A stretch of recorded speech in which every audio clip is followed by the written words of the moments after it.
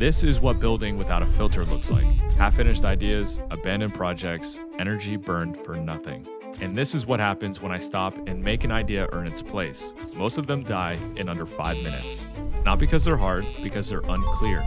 Excitement feels productive, clarity actually is. So before I build anything now, a video, a project, or a workflow, I run it through a simple gate.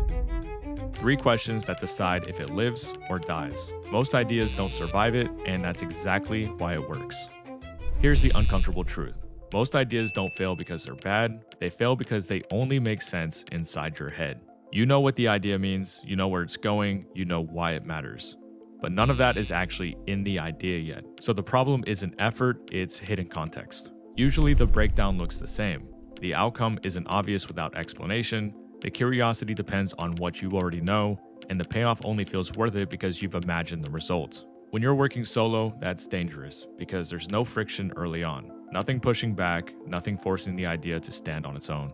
So instead of trusting my own excitement, which fills in gaps automatically, I outsource the first round of judgment. Not to an audience, not to analytics, to something that sees the idea exactly as it is, without my context attached. So this is the filter I use before I build anything.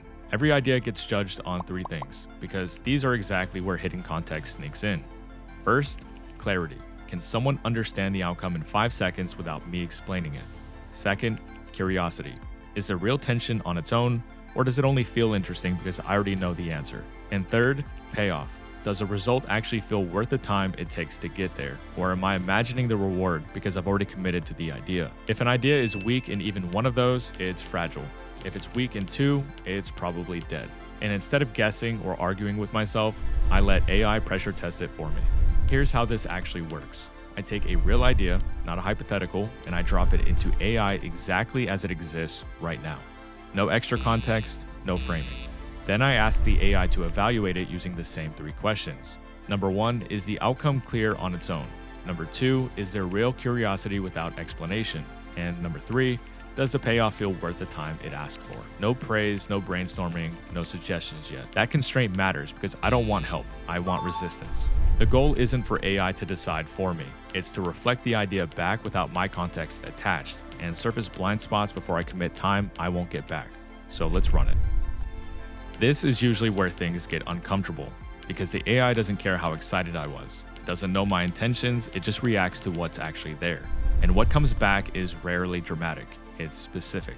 It points out where the outcome isn't fully formed, where the curiosity depends on context I never wrote down, where the payoff sounds better in my head than it does on the page.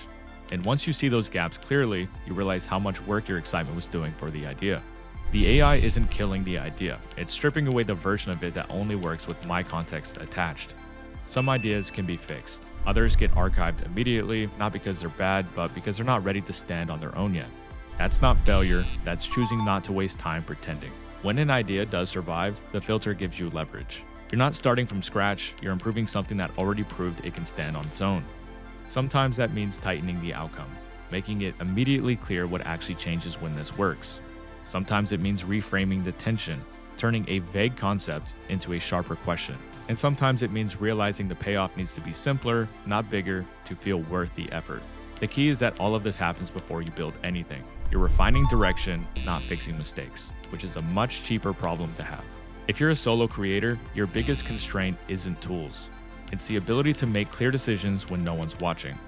There's no team to push back, no editor asking hard questions, no signal telling you which ideas deserve the next hour of your life. This filter becomes that pressure. Every idea you don't build preserves momentum. It saves energy, and it prevents that slow confidence drain that comes from investing in things that never really stood a chance.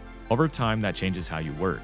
You hesitate less, you commit faster, and you stop mistaking excitement for progress. You don't need more ideas, you need fewer bad ones. Excitement is emotional, but clarity is decisive. So run your ideas through a filter, let AI challenge them, and build what survives. If this video saved you a few hours you would have confidently wasted, drop a like, it helps way more than you think. And if you want more workflows like this, subscribe. I'll see you in the next one. Keep working smarter.